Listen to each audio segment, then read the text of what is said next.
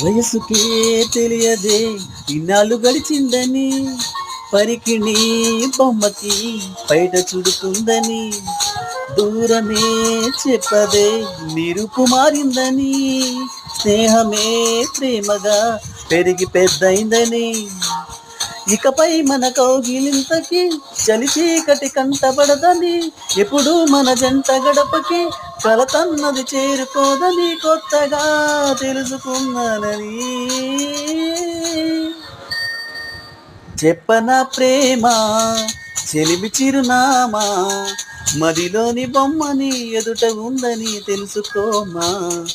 చెప్పన ప్రేమ చెలిమి చిరునామా, మదిలోని బొమ్మని ఎదుట ఉందని తెలుసుకోమా.